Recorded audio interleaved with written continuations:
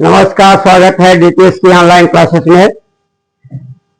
आज आपको बताया जाएगा काव्य शास्त्र के बारे में। ध्यान रखिएगा, व्याकरण के बाद में जो हिंदी का भाग होता है वो काव्य शास्त्र।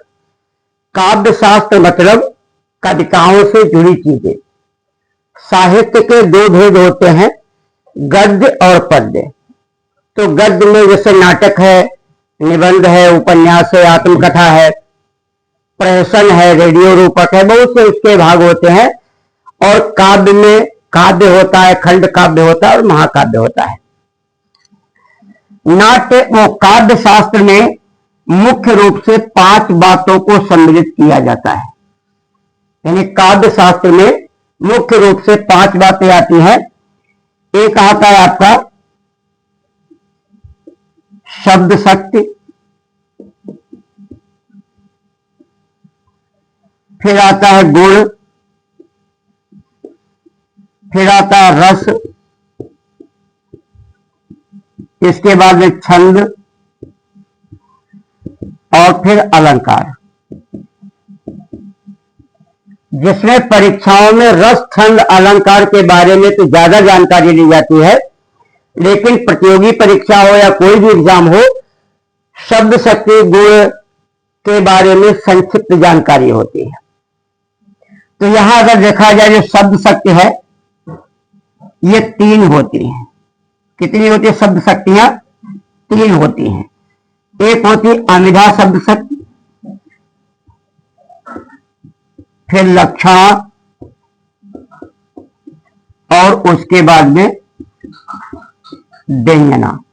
ज्यादातर परीक्षाओं में ऐसे पूछा जाता है, इनमें से कौन सी शब्द शक्ति नहीं है। तो 3 ये दिए होंगे और चौथा बिंदु कोई और दिया होगा। तो नाम इनके याद रखने हैं, अमिधा, लक्षण और व्यंजना। ये होता क्या है तो इसकी मैं संक्षिप्त जानकारी आपको दे देता हूं। जिस काव्य का अर्थ बहुत ही सरल और साधारण हो उसे अमिधा शब्द शक्ति कहते हैं। विद्वानों ने, कवियों ने इसको उत्तम शब्द शक्ति माना है। जैसे अगर कहा जाए गाय घास खा रही है तो सभी लोग समझ जाएंगे क्या कहा गया। लक्षण शब्द शक्ति में अलंकारों का प्रयोग ज्यादा होता है, विशेषकर उपमा और रूपक अलंकार। तो यहां पर लाक्षणिक रूप से बात की जाती है। जैसे कहा जाएगा लड़का शेर है।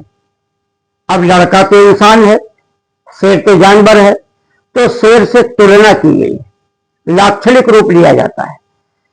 व्यंजना शब्द शक्ति को सबसे कठिन शब्द शक्ति माना जाता है।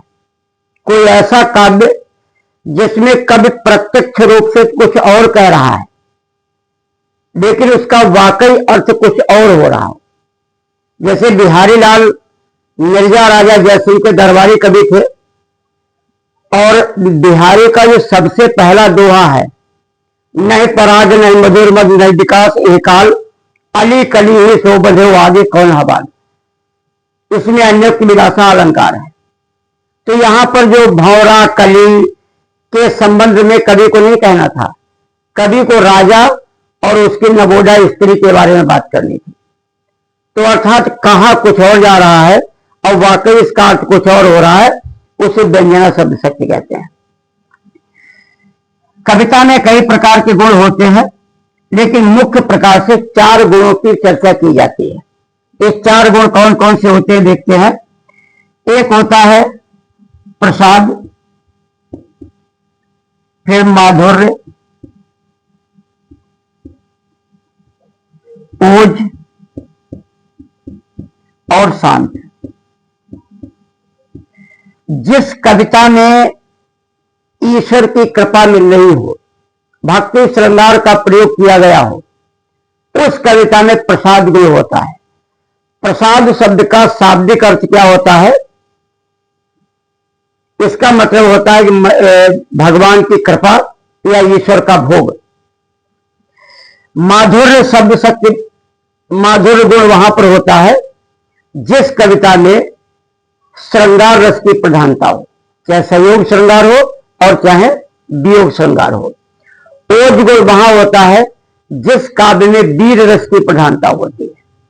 और शांत रस वहां पे होता है, शांत गुण, जहां पर शांत रस की प्रधानता होती है। जैसे गोस्वामी तुलसीदास की रचनाएं, रामचरितमानस शांत रस पर आधारित है, और ज्यादातर क्योंकि भगवान राम मर्यादा पुरुषोत्तम है, तो उनकी जो बातें हैं, उनकी चर्चाएं हैं, ये श्री राम जी का जो चरित्र है वो शांत रस का प्रतिनिधित्व करता है। तो ये तो केवल आपको नाम याद रखने हैं, इसमें से कौन शब्द सत्य है या नहीं है, इसमें से कौन गुण है या नहीं है। अब आते हैं रस, छंद और अलंकार के बारे में। रस, छंद, अलंकार के बारे में थोड़ा अलग से भी देख लेते हैं।